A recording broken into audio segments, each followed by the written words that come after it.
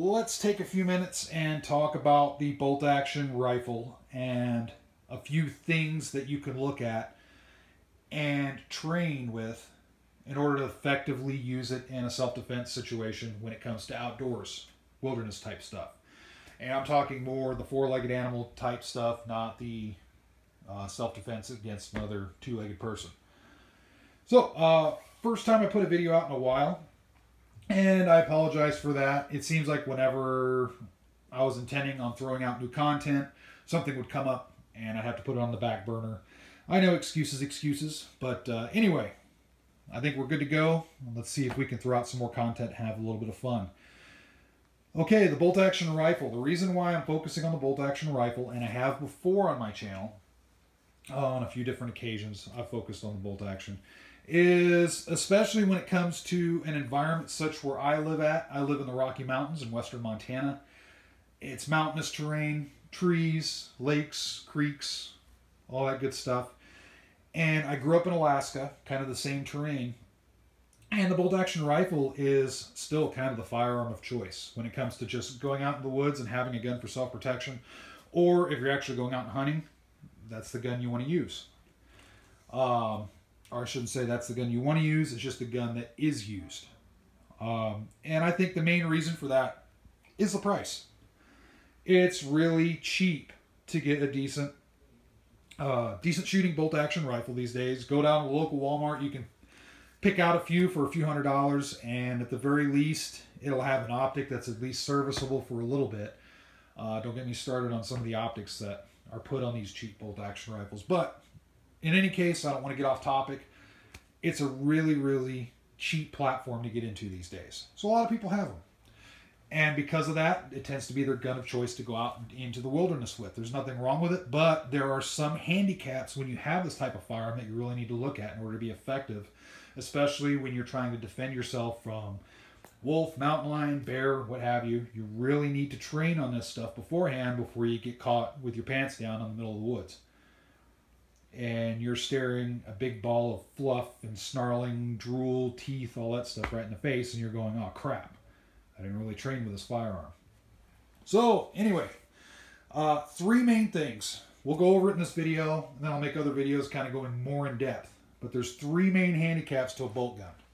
And there may be more out there. Feel free to leave it in the comments what you think. But these, as far as my opinion, are three things that you really need to focus on. Number one, the gun is limited capacity. You can get kits to increase the capacity, and there are some models that have more capacity. But as a whole, you're looking at 3 to 5 rounds. That's in the internal magazine. So, the fact of life when it comes to bolt guns is plan on running out soon. As soon as you start shooting, plan on running out a few seconds later. That's just kind of the nature of the beast when it comes to these rifles. They do not hold a lot of ammunition. One thing to help you with that is to carry an alternate means of ammunition on the gun. There's nothing wrong with having some on the person, but have some on the gun as well that you can access. And there's different means on doing that. You can go online. There's a lot of different deals out there that you can buy. But you want to have extra ammunition on hand, and you want to train how to emergency load the gun. Now, I did make a few videos talking about effectively loading and reloading in an emergency type situation of bolt-action rifle. So I'm not going to get too much into that right now, but it's very critical. Number one, realize you're going to be out of ammunition as soon as you start shooting pretty much. It's only going to take a matter of seconds. Number two, make sure you have something right there, preferably on the gun, that you can use to do emergency reloads and to keep yourself sending hate and discontent downrange for as long as possible. Item number two, the optic.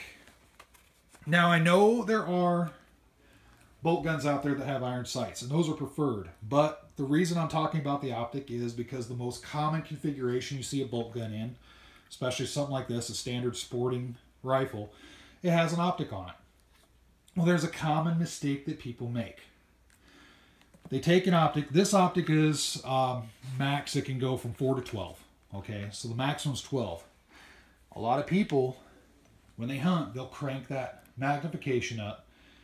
Or if they're target shooting, they'll crank that magnification up because they're sighting in the rifle, doing whatever. They'll get the gun sighted in, but then they'll leave that magnification alone.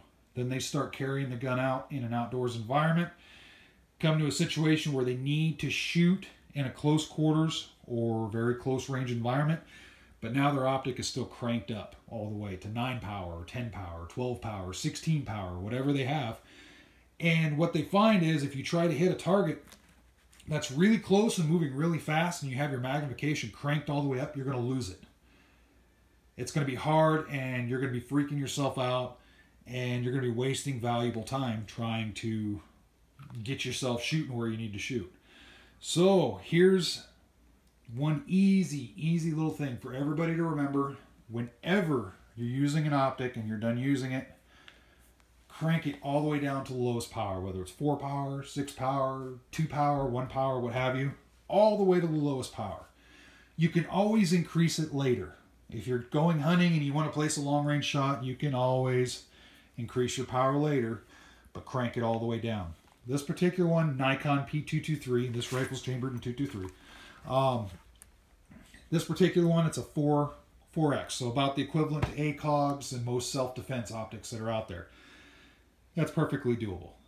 Preferably, you want to have something that can go down to a 1X, like a 1:6. You know, that would be a really good range, in my opinion. There's a lot of 1:6 optics out there. But 4X is not bad. But anyway, without being too long-winded, take that optic, lowest magnification, always. You can always crank it up later. So, let's go to point number 3. The fact that every time you shoot a bolt-action rifle, you have to unload it and reload it. That can be an issue.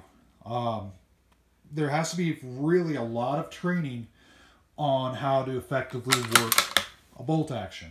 I've already done some videos on it, but one thing I want to say is when you're done practicing effectively using a bolt action from the standing position, the kneeling position, the prone position, start doing it from different types of positions, like on your back, on your side, maybe shooting around a tree, up in a bush. Try to be creative.